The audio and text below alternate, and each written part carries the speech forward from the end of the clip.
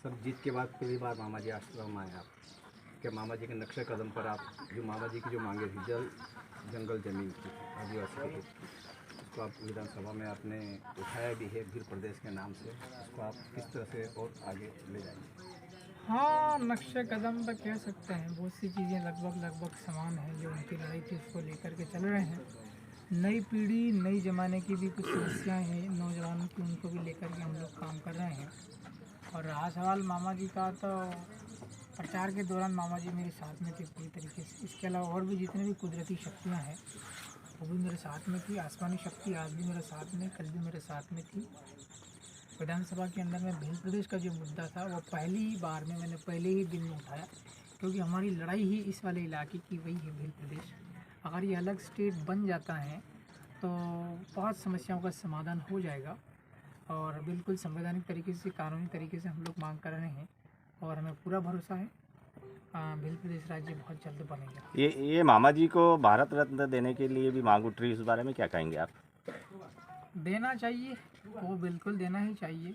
मेरे ख्याल से मैं पढ़ने वाला व्यक्ति हूँ और मैंने बहुत महापुरुषों के बारे में पढ़ा है, इनकी जीवनी कथाएं, आत्मकथाएं।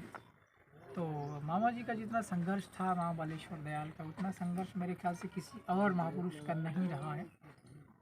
चाहे वो दक्षिण पंथ की राजनीति हो या वाम पंथ की राजनीति हो, इनके इतना संघर्ष किसी और ने नहीं किया है। बहुत लोगों को वो दिए हैं भारत रत्न, हम उनका भी सम्मान करते हैं जिनको दिया उनको, और जिन्हें नहीं दिया गया उनको भी हम लोग मांग करते हैं। मामा बालेश्वर दयाल हमारे समाज के लिए और हमारे इस भील प्रदेश के इलाके के लिए बहुत संघर्ष किया, गरीब तबके को ऊंचा उठाने के लिए, जागरूक करने के लिए, जल जंगल ज़मीन की लड़ाई के लिए लगातार संघर्ष करेंगे। इनको भारत रत्न पुरस्कार मिलना ही चाहिए, मांग करते हैं पुरजोर तरीके से। सर दूसरा एक ये है कि भारतीय जनता पार्टी ने मध्य प्रदेश में पैसा एक्ट कानून लागू कर दिया है, वो पैसा एक्ट कानून धरातल पर कितना आपको नज़र आ रहा है और इसमें क्या खामियां हैं? थोड़ा बहुत तो है। देखो, पहले जो है वो इसको सब लोग भूल गए थे। मेरे ख्याल से पुराना कानून है, 1996 में है, जब दिलीप सिंह जी भूरिया और ये कौन कौन लोग थे तब बना था। बहुत पुराना कानून है ये। और ये भी डॉक्टर हीरालाल राव, भले वो कांग्रेस पार्टी की हैं, लेकिन आदिवासियों की बात उनने भी रखी थी।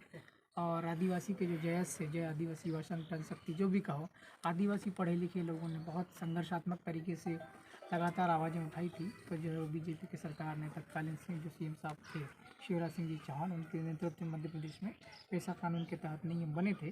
कहीं कहीं थोड़े बहुत चीज़ें हो रही हैं, बहुत कुछ चीज़ें बाकी हैं जिन्हें हम लोग करेंगे। मैं विधानसभा के अंदर में ये सब चीज़ें मांग करूँगा और फिर से दोबारा से हम नियम बनवाएंगे और सही तरीके से लागू करवाएंगे पैसा कानून को। गाँव के लोगों की समस्याओं का समाधान गाँव के अंदर में ही होना चाहिए, ये मूल उद्देश्य है उस कानून का।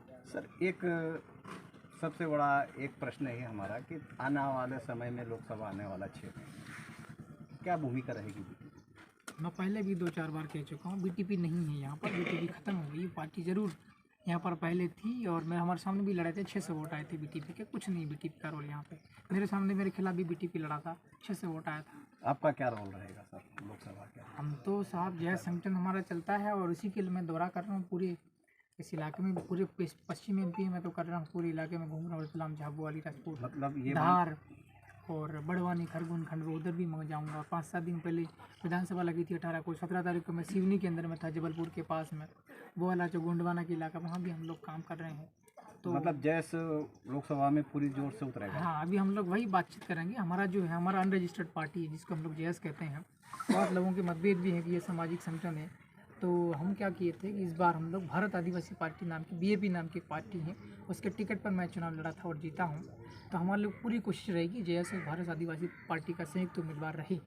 इसके ऊपर हम लोग को काम करना है, देखते हैं क्या स्थितियाँ बनती है। ये ट्राइबल एरिया के अंदर राहत राशि के नाम पे बड़े भ्रष्टाचार हुए हैं, उसको लेके क्या आप विधानसभा में क्वेश्चन उठाएंगे क्या? मैंने करीब 12 पॉइंट बनाए थे विधानसभा में, जब मेरी बोलने की बारी आई थी विधानसभा के अंदर में, परसों के दिन में जब मैं वहाँ था। तो समय कम था, मैं नया विधायक था, नया सदस्य था मैं केवल 3 बातें वहाँ रख पाया था, फिर मेरा समय ख़त्म हो चुका था।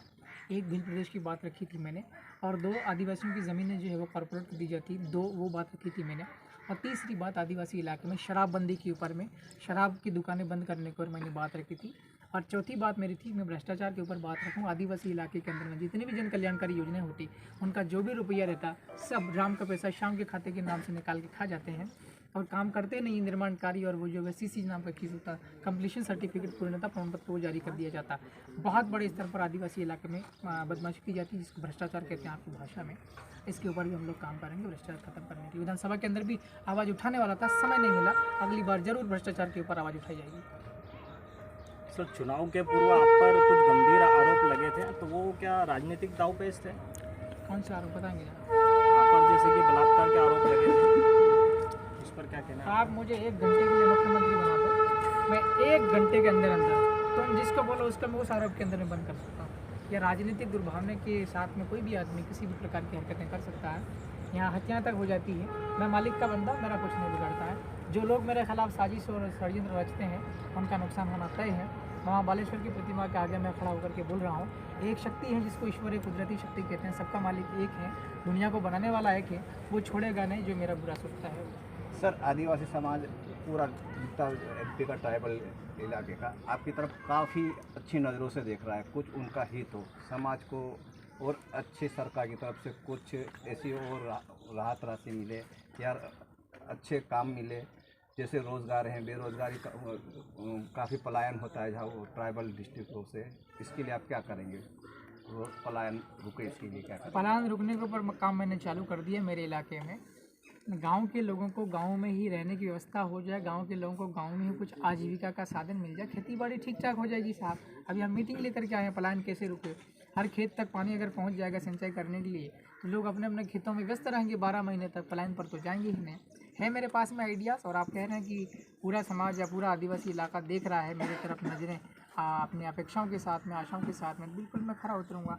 और मेरा कोई वो नहीं उद्देश्य कि मैं मुख्यमंत्री बनूँ, मैं बड़े सपने देखूँ, मैं प्रधानमंत्री बनूँ, वैसा कुछ नहीं है। मैं बराक ओबामा से मेरी ज़िंदगी की प्रेरणा मिली थी पॉलिटिक्स में आने की। मैं सरपंच बनना चाह रहा, केवल और केवल सरपंच बनना चाह रहा था। मेरे नसीब में वो सरपंच था नहीं, तो लोगों ने तो मुझे विधायक बना दिया साहब। 4.5 लोगों का भविष्य मेरे हाथ में है। मेरे विधानसभा के अंदर में 2,10,000 वोटर हैं, बच्चे से बूढ़े तक की संख्या 4.5 लाख से ज़्यादा है। तो ऑलरेडी मेरे पास बहुत काम और बहुत काम मैं करना चाहता हूँ। मेरे पास में कोई सपने नहीं है, कोई वो नहीं, मेरी महत्वाकांक्षा नहीं है राजनीति में। लोगों के लिए काम करने की ज़बरदस्त इच्छा है और मैं करूँगा, कितने ही बाधाएं आ जाए मैं पूरे मध्य प्रदेश के आदिवासियों के लिए काम करूँगा। 8 लेन के अंदर जो रोड निकला है, ये भारतमाला रोड, काफ़ी आदिवासी समाज की ज़मीन गई है और लोग काफ़ी मुआवजे के लिए भी बात कर रहे हैं। इसके लिए आप क्या किस तरह से देखें? पहले हमने लोगों तक पहुँचने का कोशिश किया था, लेकिन लोग हमें मान नहीं रहे थे और वो गलत रास्ते पे चल रहे थे। हम भी लोगों के पास में गए थे 8 लाइन से, जो लोग बाधित हुए थे, लेकिन हमें लोगों ने तिरस्कार कर दिया, हमारा नज़रअंदाज कर दिया। तो फिर हमने वहाँ उनकी उसमें हमने दखल देना बंद कर दिया। जब लोग चाहते ही नहीं तो फिर हम ज़बरदस्ती कैसे वहाँ पे जाके उनकी उसमें इंटरफेयर करें? अगर वो मुआवजा चाहते हैं तो वो मुआवजा ले, हम लोग वहाँ क्यों इंटरफेयर करेंगे? एक ग्रामीण क्षेत्र में